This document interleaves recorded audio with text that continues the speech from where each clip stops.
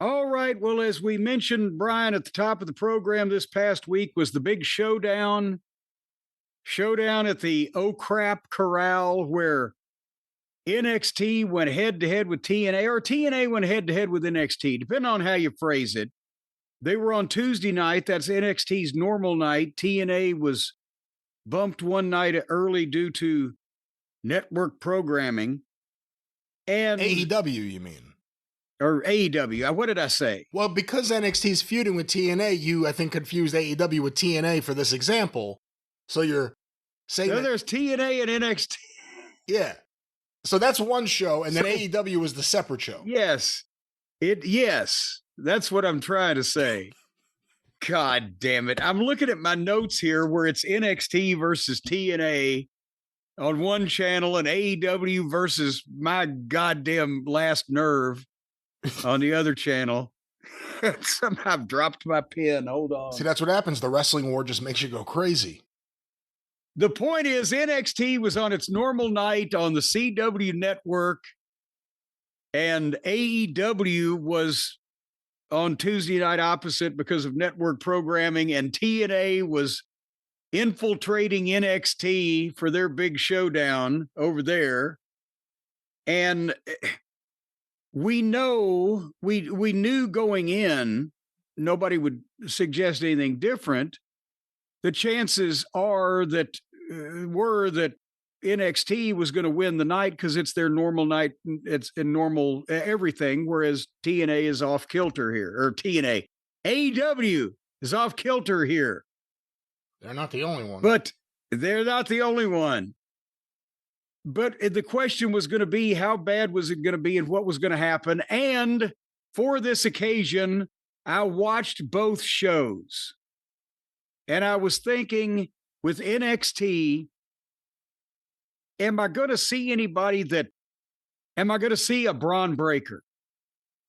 So we haven't paid attention to the show in a while. Am I going to see somebody that snatches my attention? Am I going to see something that gives me hope for the future? And also, what does their show look like that they are putting on, the content of it versus what AEW would do?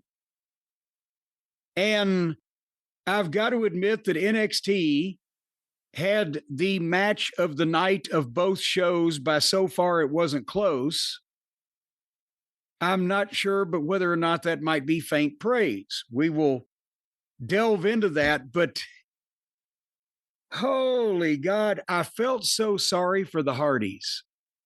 Matt and Jeff Hardy, at this point in their life, at the ages that they are, whatever their ages are, and their status in the wrestling industry, Jesus Christ, they don't deserve what they got on this program. They had a match. They were the TNA Tag Team Champions coming in, facing the NXT Tag Team Champions, a team called Dark State. Apparently there's 4 of them. Only 2 of them ended up wrestling. They picked the wrong 2. They had to have. What the fuck? Have you seen a heel team that has been less ready for television in the last several years than Dark State? I have not been a big Hardys fan, but they were not the problem here. And Dark State was not very impressive. They were in a very dark state. Florida. I will say you can't rely on the crowd reactions here because they were at the Performance Center. It's their friends and family crowd. So they were liking everything. But the Hardys are over. I think we can all agree on that. But even the crowd here couldn't. There was some roars and some chuckles when the first thing that happened was the 4 heels came out and just got in the ring and attacked the Hardys. And then within seconds, the Hardys turned it around and just cleared the whole ring out of all 4 heels. And then as the 4 guys were surrounding them, they just jerked one guy in and the referee kicked 2 of them out and the referee rang the bell and they started the match. And okay, so then I waited for a while to hear the announcers say the names of the two individual guys in Dark State, and after a while, I forgot to pay attention. So I'm not sure what. Osiris and Lennox, I jotted it down. The first heel double team, they grabbed Jeff Hardy. And instead of grabbing him by both arms and shooting him off into the ropes where he would come back and they would do something like you normally do, shoot the guy forward, they grabbed him by both arms and they shot him backwards where he was backing into the ropes. And that doesn't really work anyway, right? You can't get any fucking oomph into a backhanded arm shoot off. But as he's coming back, the heels, instead of going for like a double elbow or a double clothesline or what, they both started doing something different. One was going for a gut shot and the other would look like he was going high. And Jeff just kind of ran in and squinched his face up. And when he felt contact on his midsection, he took a bump. The other guy had never even thrown anything. So he decided, since he didn't get to hit him the first time, as Jeff took a bump and sat up and was like selling, the other heel went for a fucking leg drop on a guy that's sitting straight up. And he just dropped flat of his ass right behind Jeff. Missed completely, never touched Jeff's body in any fashion. Just leg dropped the mat. And then Jeff heard the big bam behind him and thought he'd kicked him or something and took a big bump back off his ass. Like, oh, golly. What the fuck? Jeff didn't move. When the guy went for the leg drop, Jeff was sitting there and he was still sitting there when the guy hit the mat. He just missed a stationary sitting target. And I wrote, Osiris might not have made OVW TV at this stage of his game. Lennox is green, but he's got some potential. But then they got the heat on Jeff. Matt made a comeback. And they stopped him and it went back and forth. And the heels were going to go for the doomsday device on Matt. And Osiris had Matt up on his shoulders. Good God. For some reason, as Lennox is going to the top rope to come off with a clothesline, Matt is struggling, trying, like in a working way, trying to punch the guy in the head or get off his shoulders or whatever. And maybe it was going to be a deal. Whereas they got set up, Matt struggled back off of him and did something. I don't know. Because as Osiris was turning Matt around and Lennox was getting set, Osiris just suddenly let Matt's legs go. And Matt he grabbed the guy to camel clutch trying to hang on to his back because he was about to go over backwards like, what the fuck? And he grabs the guy under the chin and that throws Osiris all off and Matt's struggling like he's trying to ride the bull at Gillies. And Osiris's legs buckled with the weight going sideways and they fell in a heap. And Matt caught onto the top rope and just punched Lennox, who was on the turnbuckle. And then gave a twist of fate to Osiris, a twist of fate to Lennox, tagged Jeff, swanton off top, 1, 2, 3. Good Lord. I always told guys when they were having dark matches, tryout matches, when they were doing seminars, whatever, degree of difficulty of 5 and an execution of 10 will get you a job, not the other way around. Oh, Brian, your thoughts?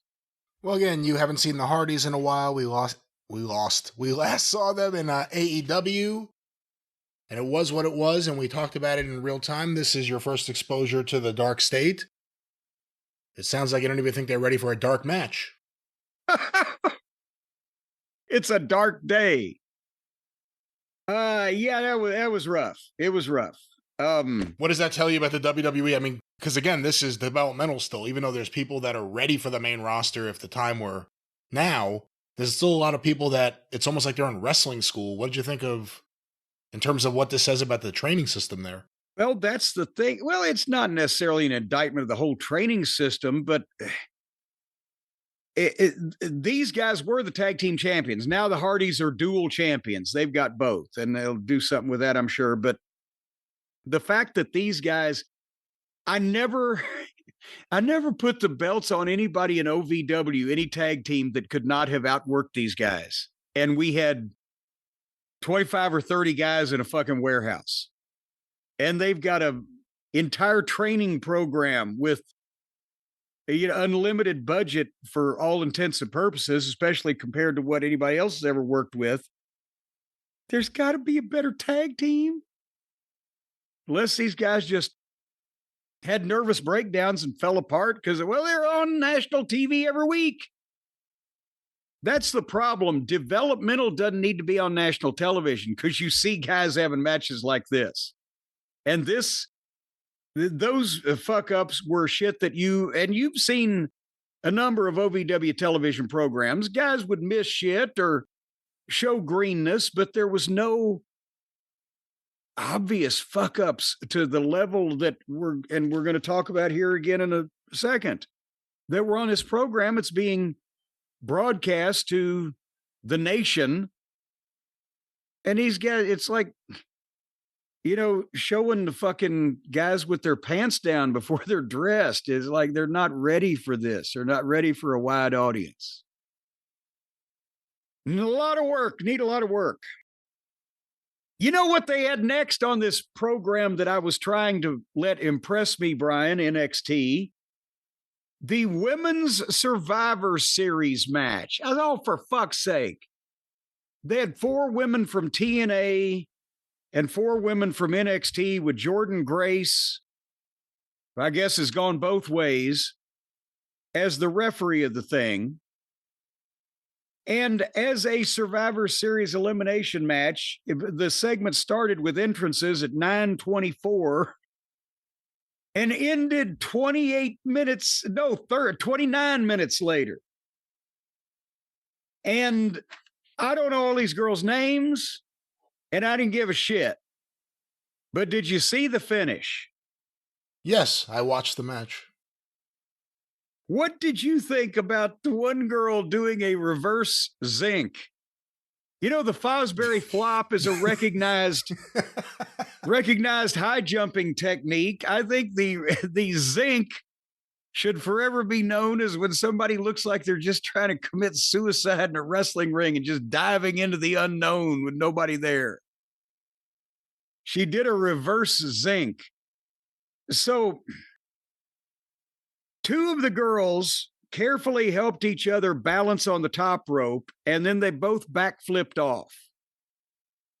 And I was going to say that I didn't realize which one had really taken the brunt of the blow, but that was established seconds later when one of the girls just jumped right up and ran back up to the top rope to come off with a 450 splash on the other girl. So I assume that girl backflipped off the top rope with the girl and said, well, there's no reason for me to, just because I've given her a move off the top rope, no reason for me to cover. I'll go back up to the top rope and jump off again. So she goes back to the top rope and she jumps off to do a 450 splash on the other girl, but the other girl got her knees up. Kind of, sort of, because the flipping girl landed on her feet first and then kind of rolled forward across the knees. So it looked a little suspect. Then the girl who raised her knees leaped up to her feet, ran toward the ropes away from her opponent, jumped up on the second rope, and did an inverted. It wasn't a backflip. It wasn't a moonsault. It was a forward flip, but she was moving backwards. She jumped off the second rope, did a forward flip while moving backwards, and was supposed to catch the other girl with a Cody cutter. But she came up like 3 feet short and just landed in front of the other girl. She might have grabbed her cheek with her hand on the way down when she reached out. And boom, right in front. And then the girl realized she'd gone past her and she just fell forward anyway.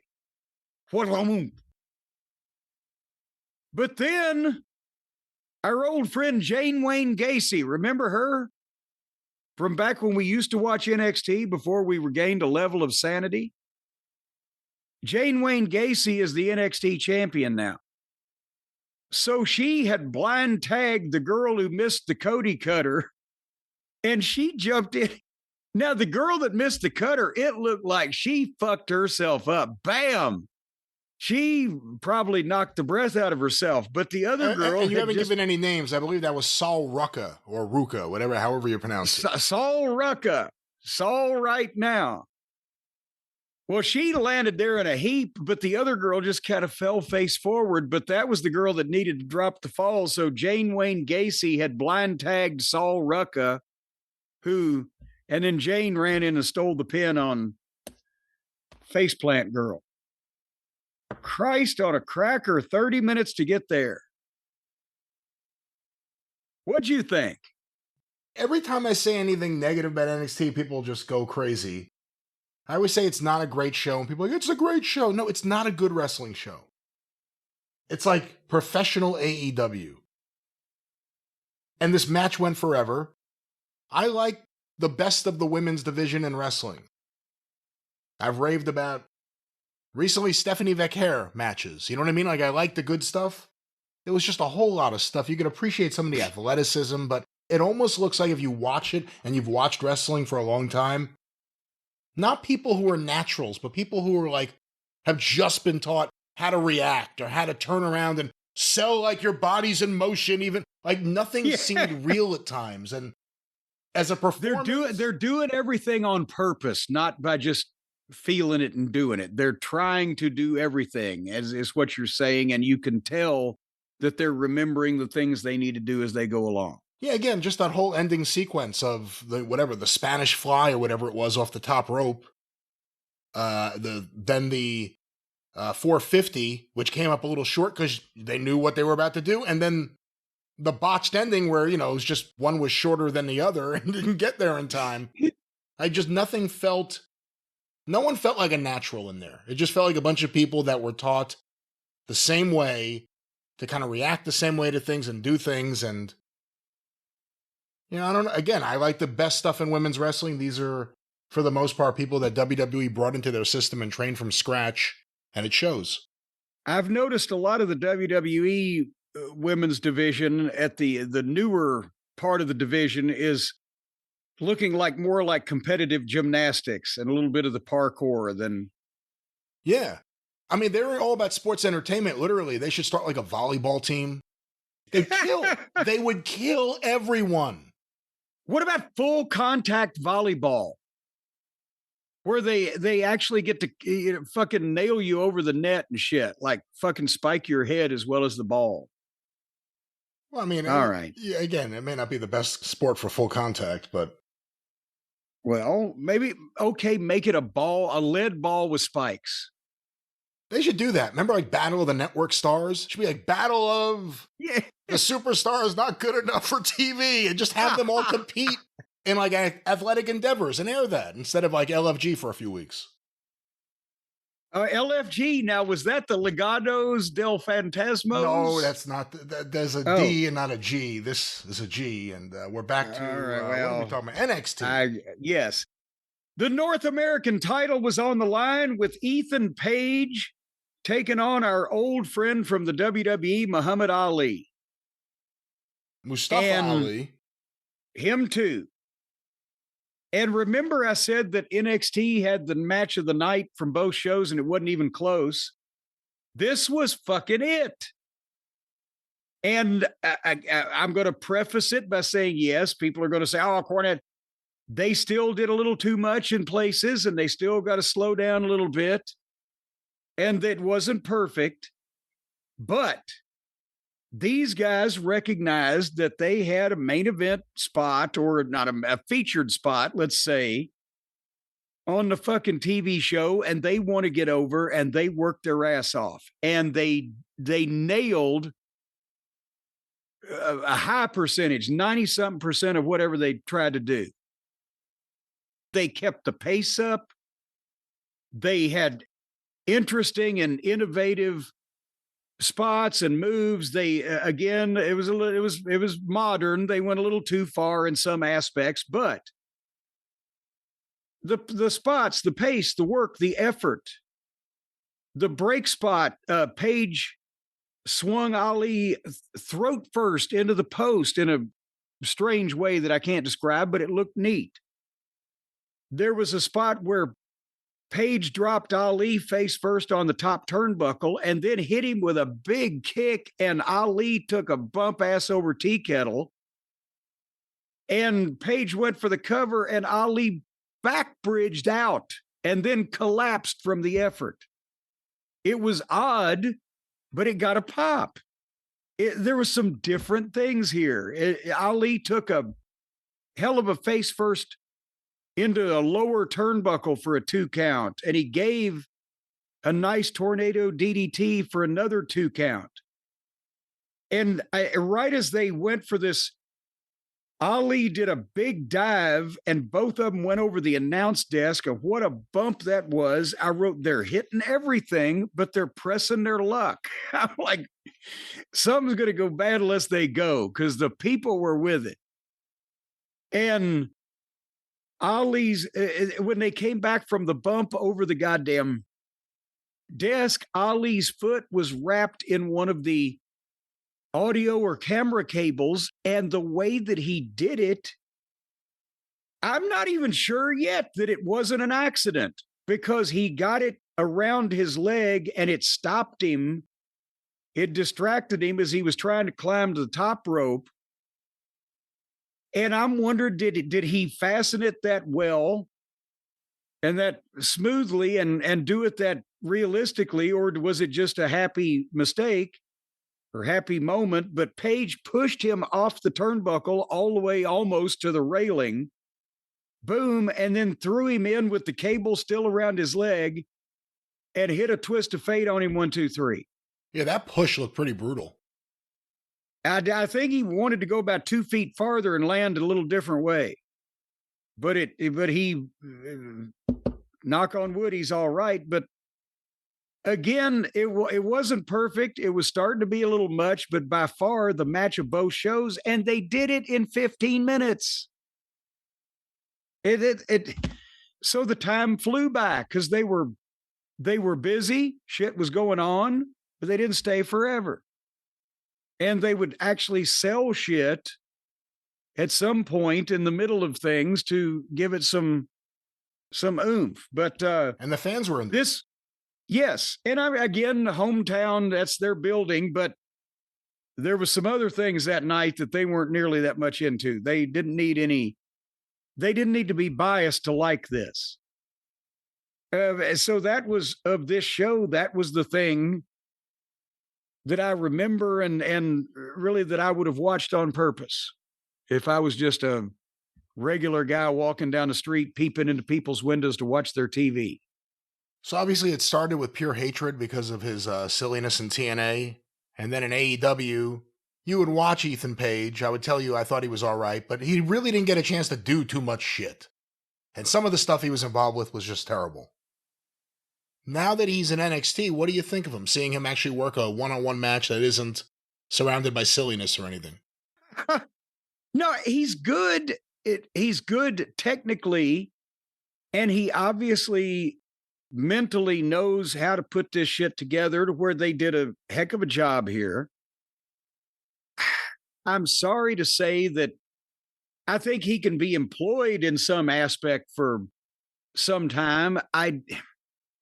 With the physique and just the general overall aura, I don't see him as a main event guy, but he was better here than many of the fucking folks that we see on the roster on a weekly basis.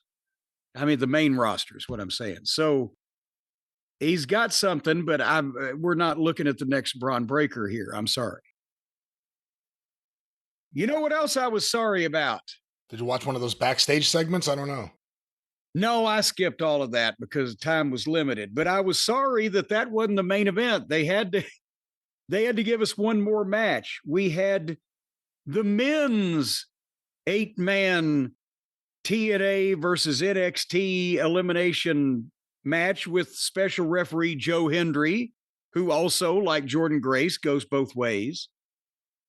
And works in both places, just to clarify. Yes, he's not on either side, TNA or NXT. That's right.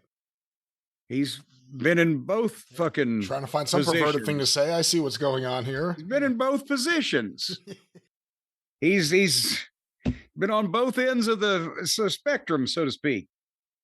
This was TNA's team was Moose, Santana, Mike Santana, formerly of AEW, Frankie Kazarian, who I love. He's a great worker, great athlete, great guy. He looks like he'd been microwaved.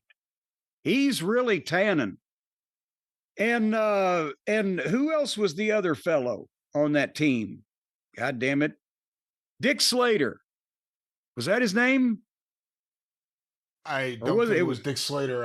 It was Slater, someone, Heath Slater. No, Leon Slater. Oh, Leon Slater. Him? Yeah, I don't know. Maybe. Sounds right. Could be. Carlos Slater. I don't know. Anyway, they were against Team NXT of Javon Evans, Miles Bourne, Trick Williams, and Ricky Starks / Saints. And the entrances were 10 minutes. And then here's the thing. Now you've got 8 more guys. Everybody looks like an athlete. There's no, there's nobody in this group that was like the tag team champions in the Seg 1 and just didn't need to be on television. But it was 100 miles an hour with move after move. You can barely keep straight who's on whose side when they're moving in and out that quickly, or who's on whose team. Nobody fucked up anything that I saw, but I zoned out. And the highlight was they had a spot for Javon Evans where he could come in and dive everywhere and do all his shit right before he got eliminated. And he dove over the top on Moose and almost landed on his head, but he did this and that and the other thing. And he's a bouncy young fellow is what he is. And he bounced all over the place. And then he missed some kind of kick on Kaz and got pinned. And I was, again, I loved the match with Sami Zayn the other night on whichever show it was. He needs to slow down. And I'm not, again, people are going, Cornette's the old man. He's telling him slow down. That's why he's popular, because he's so fast. He does all that stuff. I'm not saying slow down and grab a headlock. Slow down enough to hit everything and don't break your own neck. That level of slow down. There was a point where he was running from thing to thing so quickly to hit everything and make people excited. And that's his big moment before he gets eliminated. But you could tell when he went for that dive over the top on Moose, where he was going to cannonball him, and Moose was supposed to catch him in like a upside down type of powerbomb position. The one time that Evans didn't get a lot of bouncy was when he went over the top rope, and he had done these things beforehand, and you could tell as he was going over, he looks like he's not as fast as he was a second ago. His legs may have given out. He didn't get the jump on that, and he almost went head first to the floor before Moose could catch him around his thighs. And because Moose is so stout, he was able to keep him from landing on his fucking head. But he needs to slow down enough in between his things to get his bearing, to get his balance, to breathe for just one beat and hit everything perfectly, rather than trying to just, what do the kids say, spam it all over the place and just do everything as fast as possible. That kind of slow down. And finally, Trick walked out on Saints. And that was the thing that left Saints in the ring against Santana and Moose 2-on-1. And Saints sold and then hit Santana with a super kick and dodged Moose, who speared Santana, which was very nice spot, nice timing. And then Saints dumped Moose and covered fucking Santana, but a 2 count. I was like, that would have been a great finish. But then Santana and Saints did a do-si-do, and Moose powerbombed Saints, and then Santana hit a clothesline and 1, 2, 3. So TNA won, but it took the two guys to beat Ricky Saints. So they told a coherent story at the end, but it's like watching shit on fast forward through the majority of the match. This is a professional show. The talent is level, is all over the place, as we saw. And I mean, it's not insulting or confusing or necessarily this one that I saw a parody of wrestling to the extent that AEW has become. We'll get to that with the Molotov cocktail hour. But, you know, this is not something, the NXT show is not something I would look forward to watching on a weekly basis based on this. Brian, is that far off your mark? No, I mean, that's kind of the way I feel. And you're not even talking about any of the backstage segments, and we didn't see some of the usual characters doing some of the usual vignettes that we've seen in the past. But, I mean, Ava in the back, those segments are just cringeworthy every time. I don't know if we have to revisit NXT for a while. As far as that main event goes, Javon Evans is incredible. That one move he does where you send him to the ropes and he like jumps into the rope and jumps. Yes. It looks so cool. It's not something I've seen too often, if ever. So, yeah, that was all right. And if he gets over, people will start doing it, and they've got to. Remember, I said I would tell anybody on the same show or same brand that Javon Evans was on, nobody else can dive over the top rope. Fuck it. This guy's got it. Why do something second best anyway? That's what a lot of guys don't realize these in the territory days when there was competition amongst multitudes of wrestlers.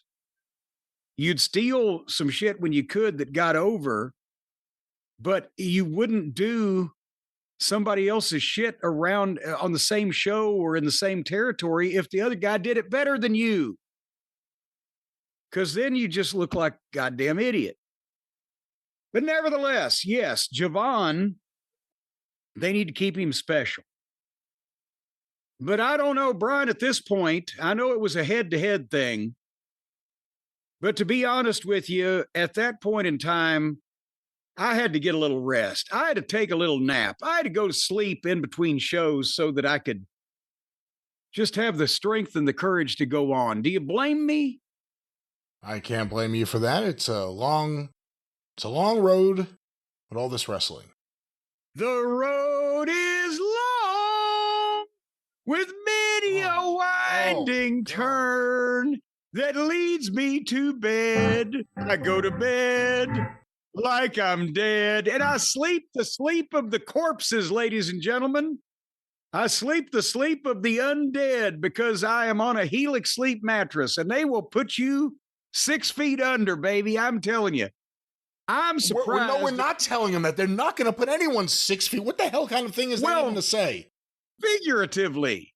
6 feet under a cloud of wonderful sleep. That's I'm surprised if you're sleeping on a Helix mattress. I'm surprised that people who sleep on a Helix mattress can even pass a medical test. If you're laying on your back with your hands clasped over your chest on a Helix sleep mattress, and somebody was to walk by and put a little flower in your hand, you'd pass for a corpse. They would just go ahead and box you up. And I'm surprised that you decided to go down this road here, but of course, well, you don't even have to move around on the Helix mattress. Sense. Why would you be 6 feet under a cloud? Why would that be comfort? It's 6 feet on top of the cloud, but you're on the cloud. No difference. There's no distance between you and that cloud. A good night's sleep, a Helix sleep night's sleep. We love them here. Why do you want to be in the middle of the cloud? You won't be able to see shit. You want to be under the cloud? Well, most people are. To see shit? Are you going to be on your belly or your back? How many times in your life are you on top of the cloud versus underneath a cloud? But the whole idea and you can be on your belly or be on your back because Helix has mattresses for people who like to sleep in a variety of positions. Well, yes. So whether it's on your back, on your stomach, on your side, missionary, reverse cowgirl, They've got a mattress. Again, let's keep it professional. Well, they got professional mattresses. These people are paid to make them, and they sell them. They don't give them away. This isn't some amateur goddamn deal. Helix, Helix, helixsleep.com. They got professional mattresses all the way around, and they got professional people that work on those mattresses. And if you want to know a professional that works on a mattress, you just call up Helix Sleep, and they'll fix you up. And now, if you've got a specific issue like snoring or back pain or sleep apnea, well, sucks to be you. But you can feel better on a Helix mattress because they got things that'll help that too. And all you got to do to sleep like you're under a cloud, at least 6 feet under it. Some people are 20, 25,000 feet underneath the cloud. But the sleep of the absolute peacefulness that comes after you've passed into the great beyond. Again, people won't be able to know the difference until you start to decompose. But right now, again, let's focus on the living, Jim, and let's focus on a good living situation, which means having a good night's sleep and a good mattress. You need a mattress you could trust, a mattress that will be there for you, and Helix Sleep has been there for us. It's not like the mattress is going to get up and leave on its own. Once you put it in, it's there for you until you take it out. You will never want it to leave. It is a fantastic The walking mattresses are extra. They have no walking mattresses, and we have no out of this ad. But what we're trying to say, ladies and gentlemen. What I'm trying to say is I'm trying to tell you the discount. Yeah. I'll tell you what it is. It's 27%. You can get 27% off site-wide right now exclusively for the listeners of this program if you go to helixsleep.com/JCE, helixsleep.com/JCE, 27% off site-wide any of these fine quality professionally made mattresses, and funeral wreaths and flower arrangements not included. Because they wouldn't need to be, because again, we're talking about a great life, a great night's sleep. Many great nights' sleep lead to a great life. That's what the old mystics say, and you could have a great night's sleep with Helix Sleep. One last time, Jim, what's that promo code? Well, it's JCE. That's what all the old mystics say. That's right. How many old mystics do you know? I can't comment any further about this in a public forum. On a public forum. Then let's get back to the private forum. Yeah, I don't know where I am. Yes, under the harvest moon.